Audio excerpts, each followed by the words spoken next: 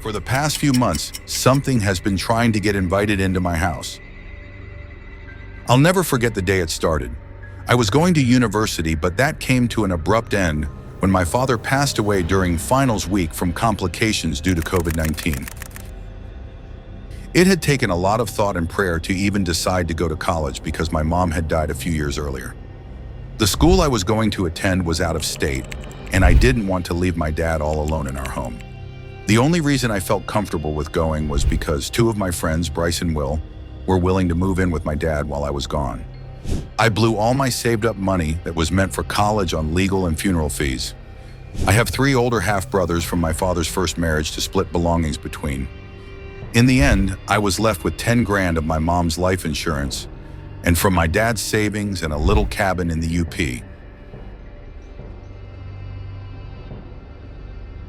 The cabin was in the middle of Nowheresville off of an unnamed road 45 minutes from the nearest town. The only sign of civilization within a 20-minute drive was a bait and tackle shop that doubles as a liquor store. The driveway to the cabin was impossible to see unless you knew where it was in the thick brush. The driveway was made up of nothing but ruts and tree roots that took 15 minutes to drive down. The cabin itself was only about 900 square feet. There was a kitchen that doubled as a dining room with a wood-burning stove, a living room with a couch and an old fireplace, and a bedroom with a quadruple bunk bed with all full-size mattresses. After the nearly 10-hour drive with my 13-year-old Labrador Ella to get there, and missing the driveway 10 times, I managed to get my '98 Cavalier down the driveway. I looked down at my radio and saw that the time was 10:23 p.m. It was the middle of May. My girlfriend Christine had freshly broken up with me because I'd taken up a drinking habit to fill the chasm that was left behind, and she didn't want to deal with an alcoholic boyfriend. Sure, Will and Bryce offered to live with me like they had my father, but I didn't want them to completely uproot their lives. I wanted to be alone anyways. I was in a pretty dark place. I unloaded my car, let my dog Ella run to the trees to answer the call of nature, tested the gas lines, and made my bed. Outside, the world was still. The wind that made the pines sway had died. The river snaked through the woods without even a trickle. The animals were silent. I felt as if I were in a crypt. Even my overly brave for her breed dog was silent and stiff as a corpse. We went back inside. I locked both of the doors and covered all the windows. I heard a gentle tap, tap, tap on the window nearest my bed. I froze. Ella held her breath. I waited.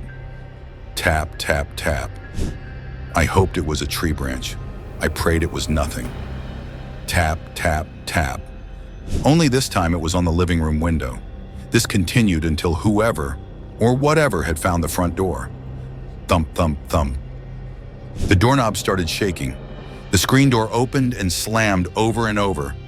The clouds parted, and the silver gleam of the full moon was breaking through the trees, and I saw it. Through the bed sheet I'd used to cover the kitchen window, I saw the shadow of the knocker. I saw antlers, like a deer was on its hind legs trying to get a better view. Then I heard it. Hello? I started crying, wishing my dad were with me. I knew he wouldn't be able to do anything, but Elle needed my dad. This went on until 12:11 a.m., exactly 1 hour. Then as suddenly as it started, it stopped. The next morning, Ella and I got in the car and took the 45-minute drive to town. I got the necessities. This hardware store also had a firearms section, so I picked up an over and under 20 gauge and the ammo to match. The bored girl behind the register rang up my items for me. I decided to casually spark up a conversation. Me, there ever been any strange happenings in the location where I now live? Her, not really. Just your odd hunting or snowmobiling accidents. Me, interesting. Any cabin break-ins? Her stopping the ring up.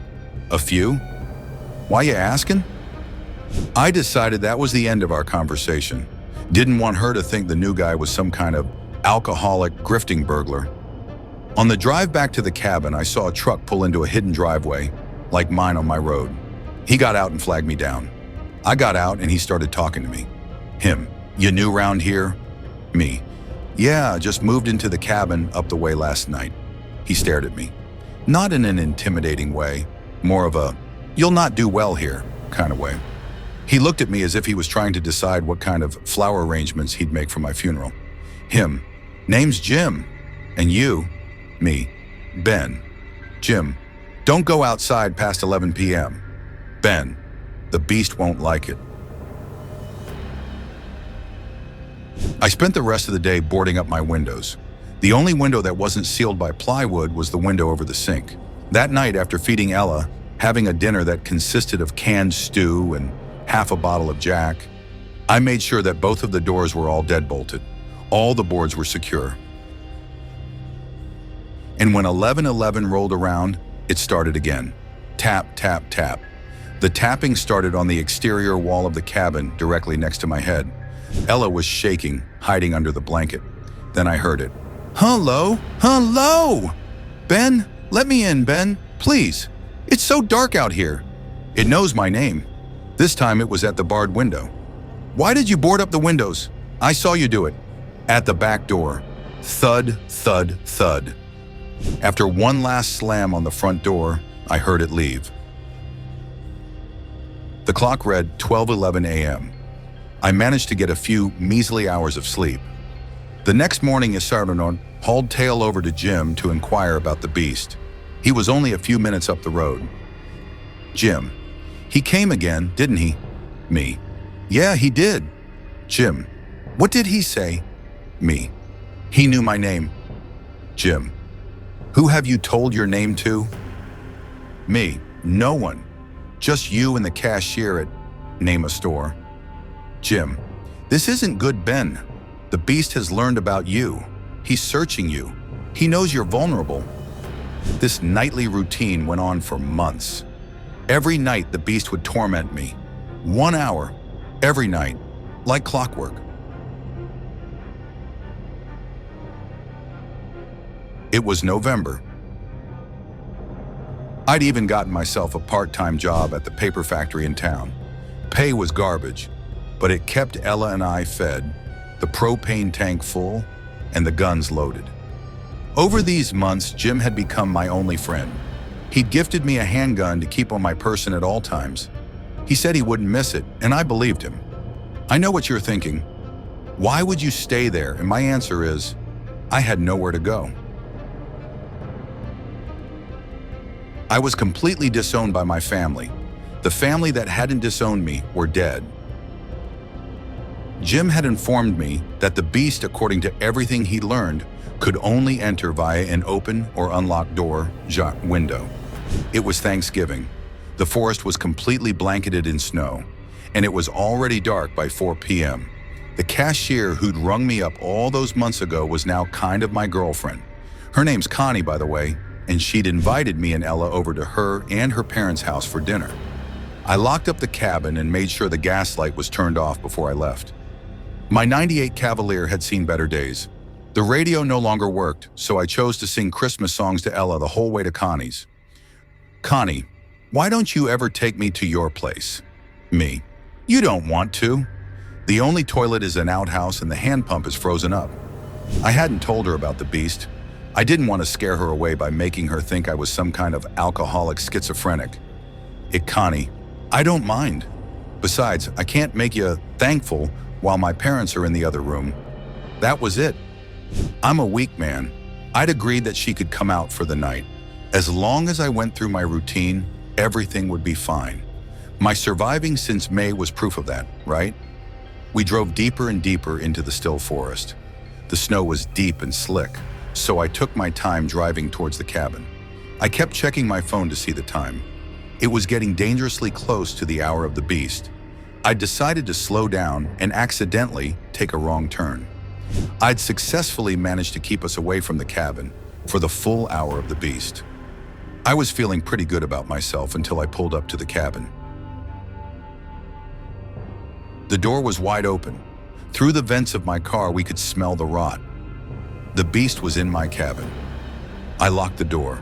I knew I had. I always locked the door. Connie, Ben, something's very wrong here. Me, stay here. I'm gonna check it out. I didn't want to check it out. I was certain that this was my end. Poetic, really. Just as my life began to smooth out, I was going to be finished off by some nightmare.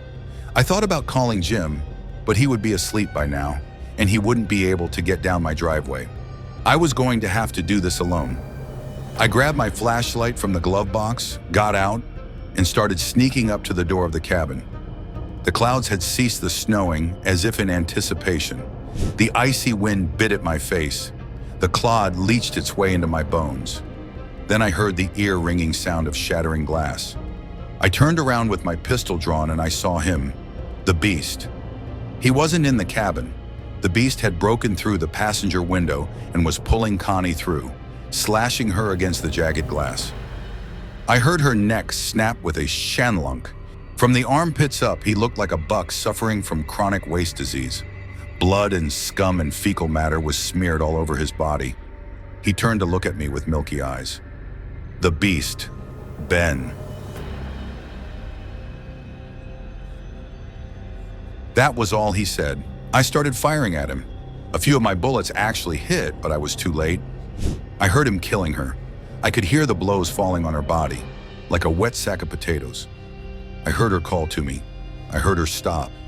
With one last 𝐥𝐤𝐤𝐞, I knew he'd killed her. I went inside. I grabbed my shotgun. I went out to end this. I walked into the tree line. I found the mess. I saw the beast hunched over.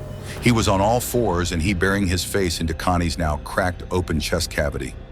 Connie looked almost as if she were pleading with me. Looked at the beast, but the deer head was laying in the snow. I saw the now unmasked beast. It was Jim. Jim, the one who had helped me fortify my cabin. The one who had helped install my deadbolts.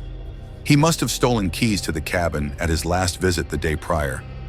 He set this trap.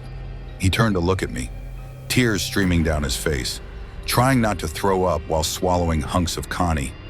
I raised my gun. There would be no tears from me, no sorrow. I was numb from the cold and from my spirit finally being snuffed out. Jim, please, Ben, please, kill me. If you like what you heard here and would like to hear more, please like, subscribe, and comment. Your name letting us know you subscribe for shout out in next week's video. Happy nightmares until next time.